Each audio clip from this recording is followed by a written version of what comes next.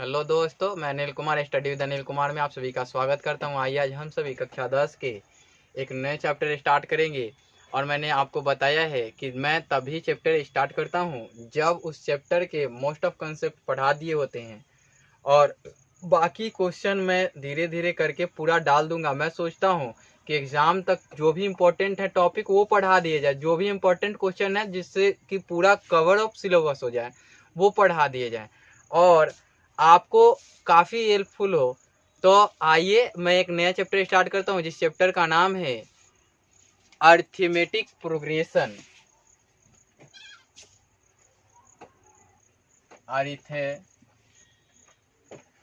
Arithmetic MAT होगा, matic progression, PROGRESSION progression. It means समानांतर श्रेणी या समांतर श्रेणी, समानांतर श्रेणी। मैं आपको बता दूं कि इस चैप्टर में मैं उतना ही आप सभी को पढ़ाऊंगा जितना कि आपके 10th लेवल के लिए लागू होता है। और मैं 10th लेवल के अतिरिक्त जो कॉम्पिटिटिव लेवल में बनते हैं इससे प्रश्न, उसके लिए मैं पहले आपको वो चीज़ पढ़ाऊंगा। जैसे कि ये एक चैप्टर का पार्ट है, उस चैप्टर में हम सभी क्या क्या पढ़ते हैं, सीक्वेंस एंड सीरीज के नाम से पढ़ते हैं। उसमें पढ़ते हैं AP, GP एंड HP, यानी कि अरिथमेटिक प्रोग्रेशन। और पढ़ते हैं ज्योमेट्रिक प्रोग्रेशन, यहाँ ई ही कर लीजिएगा, अरिथमेटिक प्रोग्रेशन, ज्योमेट्रिक प्रोग्रेशन। और पढ़ते हैं हार्मोनिक प्रोग्रेशन। 3 प्रोग्रेशन होते हैं और तीनों प्रोग्रेशन में आपको यहाँ केवल AP पढ़ने होते हैं। इंटरमीडिएट में जाएंगे तो हमारे यहाँ जो बिहार बोर्ड के सिलेबस में लागू हैं और NCERT में जो दिया रहता है वो GP तक ही दिया रहता है। HP कॉम्पिटिटिव यानी कि IIT JEE एडवांस के लिए आते हैं। तो मैं आपको बता दूं कि हम सभी यहाँ पढ़ेंगे, हम बिहार बोर्ड से रिलेटेड और अन्य बोर्ड से रिलेटेड पढ़ रहे हैं। तो मैं केवल यहाँ इंपॉर्टेंट चीज़ बताऊंगा जो आपको क्लास 10th में लागू हो, और उसके लिए मैं अलग से वीडियो बनाऊंगा जो कॉम्पिटिटिव लेवल में लागू किए जाते हैं, और एक एक चीज़ लिख के। मैं इसमें पहले समझा दूँ, एक होता है सीरीज, क्योंकि ये चीज़ समझाना जरूरी है, सीरीज। और एक होता है प्रोग्रेशन।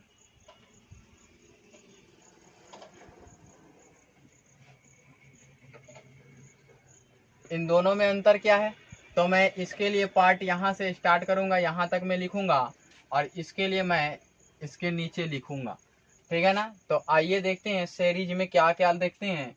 तो मैंने लिखा यहाँ 3, और यहाँ लिख दिया हमने 7, और यहाँ हमने लिख दिया 4, और यहाँ हमने लिख दिया कितना, 9 लिख दिया, और यहाँ हमने लिख दिया 5, और यहाँ हमने लिख दिया 11, यहाँ हमने लिख दिया कुछ भी नहीं। आगे तक जितना तक चाहें उतना तक लिख सकते हैं। तो मैं आपको बताऊं कि यहाँ हमने लिखा, और एक उदाहरण इसके लिए प्रोग्रेशन के लिए लिखा। तो प्रोग्रेशन में होता है मतलब कि रिस्पेक्टिवली या कंजिक्यूटिव यानी लगातार, है ना। तो हमने लिखा इसके लिए लिखा 2, 4, 6, 8, 10 dot dot dot dot so on. तो यहाँ से यहाँ तक आप देखेंगे तो इसमें यहाँ से यहाँ जाने में 4 की वृद्धि है, यहाँ से यहाँ जाने में 3 की ह्रास है, यहाँ से यहाँ जाने में 5 की वृद्धि है, सॉरी यहाँ 4 की वृद्धि है और यहाँ 5 की वृद्धि है। यहाँ से यहाँ जाने में -4 की कमी है, यहाँ से यहाँ जाने में +6 की वृद्धि है। तो ये देखिए कि इसमें पॉजिटिव निगेटिव दोनों कंबाइन किए हुए हैं। तो पूछ देगा कि इसका अगला सीरीज क्या होगा, तो आपको दिख रहा है कि 4 के बाद 3 घटाव है, 5 के बाद 4 घटाव है, तो इसके बाद 5 घटाना होगा ना। तो यहाँ से -5 करूँगा मैं, तो क्या होंगे, -5 के बाद यहाँ 6 आएंगे, यही टर्म्स होंगे यहाँ। लेकिन आप देख रहे हैं कि इसमें पॉजिटिव निगेटिव दोनों कंबाइन है, इसमें देखेंगे तो यहाँ से यहाँ तक का जो डिफरेंस है 2 है, और यहाँ से यहाँ तक का डिफरेंस 2 है, और यहाँ से यहाँ तक का डिफरेंस 2 है, और यहाँ से यहाँ डिफरेंस 2 है। तो यहाँ से यहाँ का भी डिफरेंस 2 ही होगा, और जो नेक्स्ट टर्म्स होगा वो 12 होगा। इस प्रकार से प्रोग्रेशन बनते हैं।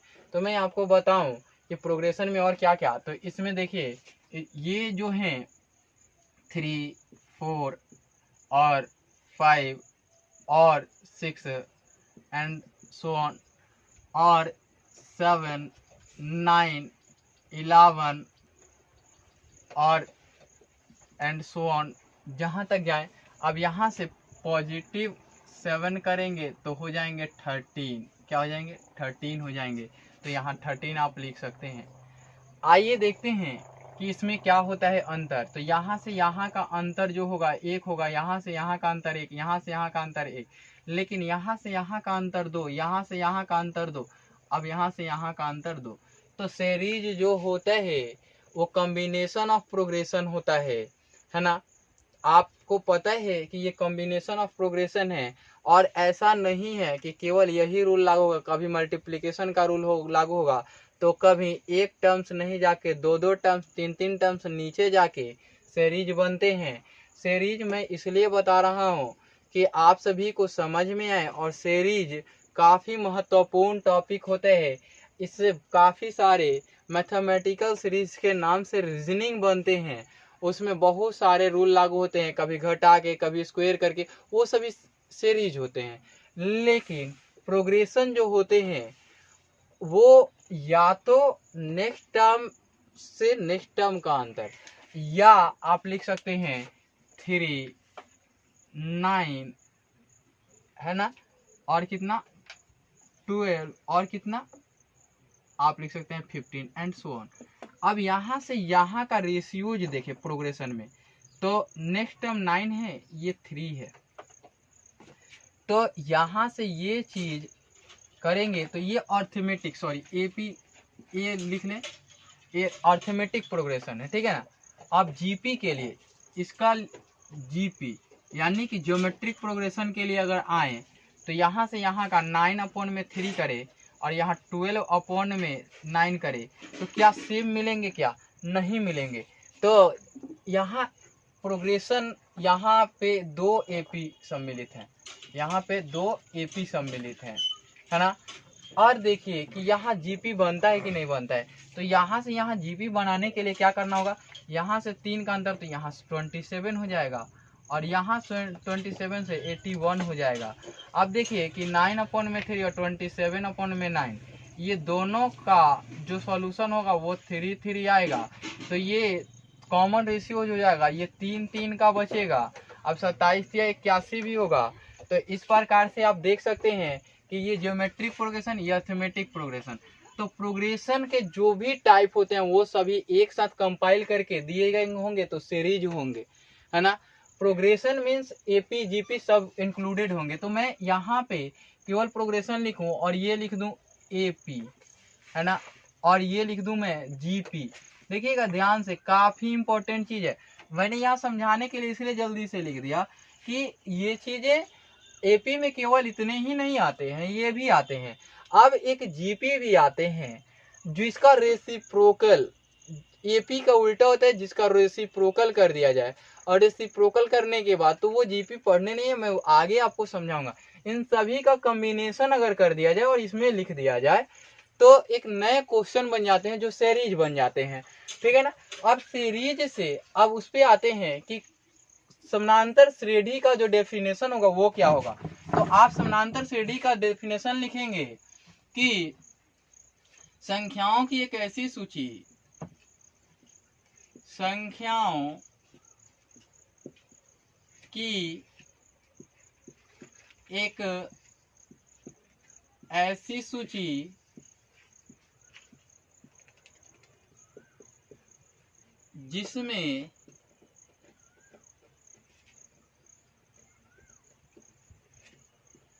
प्रत्येक 2 लगातार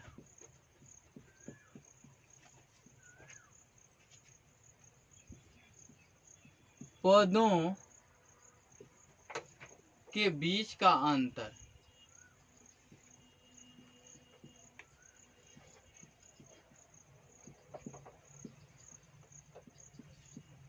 समान हो, है ना, क्या कहलाता है? समानांतर श्रेणी कहलाता है। क्या लिखेंगे? समानांतर श्रेणी कहलाता है। अब समानांतर श्रेणी में जो पद होते हैं और अंतर समान होते हैं तो वो समान अंतर ही है ना। तो आप उसमें क्या देखेंगे कि इसे क्या बोलते हैं, तो ये वाला कहलाता है CD, यानी कि कॉमन डिफरेंस कहलाता है। इसको कॉमन डिफरेंस बोलते हैं। तो कॉमन डिफरेंस क्या है, ये चीज भी सीख लेते हैं। तो कॉमन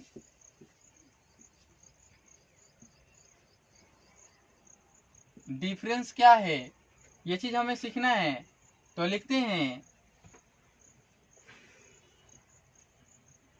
दो लगातार किसी समानांतर श्रेणी में, किसी समानांतर श्रेणी में दो लगातार पदों के बीच का अंतर क्या कहलाता है? अंतर सार्व अंतर कहलाता है। सार्व अंतर। हमने यहाँ इंग्लिश लिखा और यहाँ हिंदी लिख दिया और इसको शॉर्ट फॉर्म में लिख दूं, सार्व अंतर कहलाता है। आप एनी टाइम याद रखें कि CD ये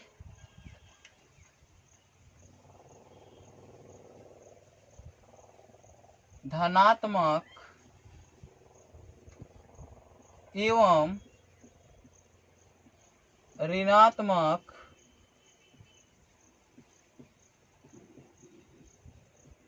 दोनों हो सकते हैं। अब बताइए कि क्या लगातार दिया हो, है ना, या लगातार न दे करके 7 7 7 7 7 7 7 7 अलग अलग करके दे दिया गया हो, तो क्या इनके बीच का अंतर शून्य होगा तो समानांतर श्रेणी कहलाएगा।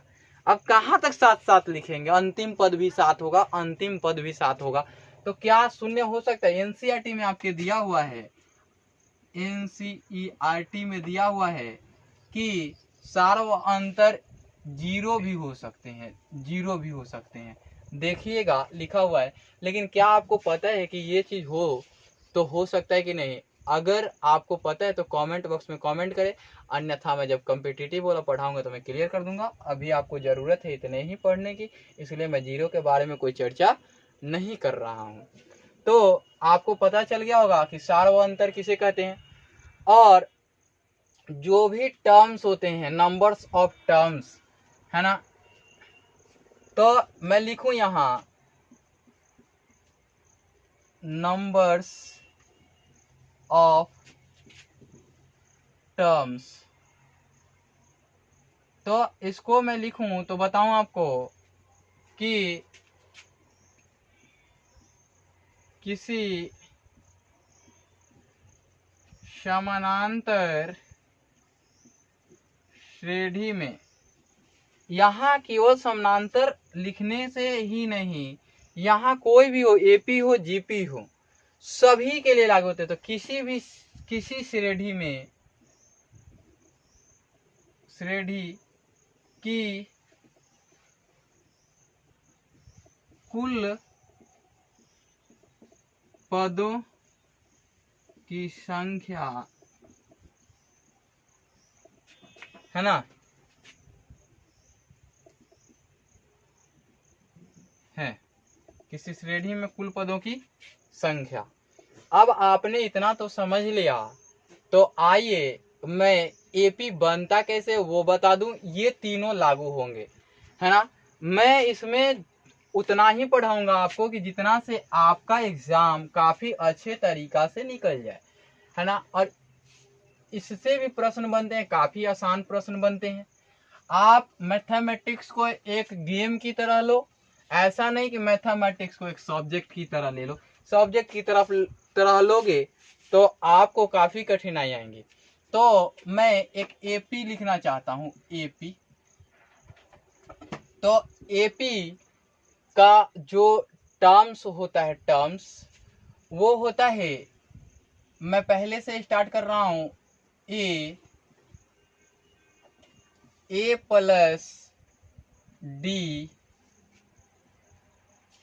ए plus 2d, A plus 3d, A plus 4d and last terms क्या होंगे ये पता करना है आपको। इसके लास्ट टर्म्स क्या लिखे जाएंगे ये आपको बताना है। तो आइए मैं बताता हूं कि यदि T1 क्या हो,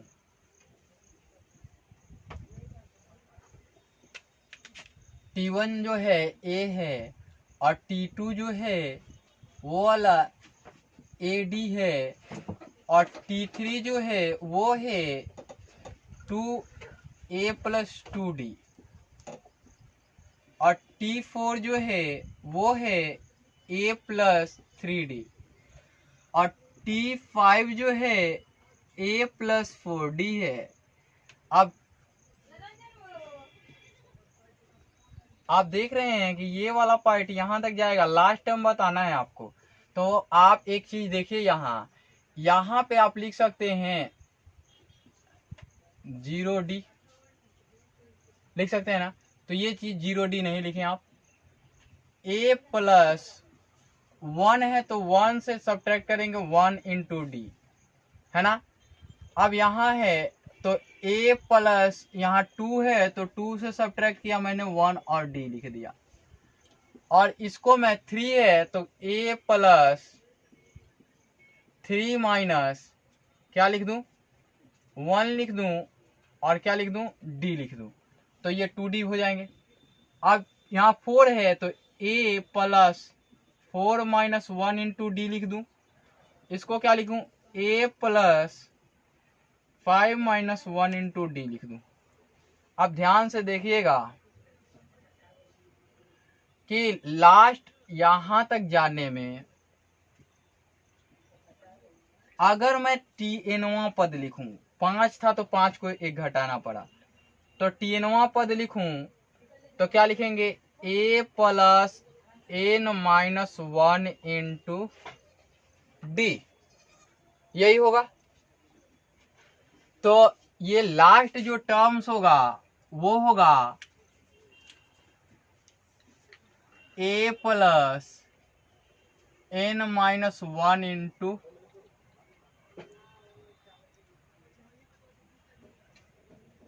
डी, ये होगा।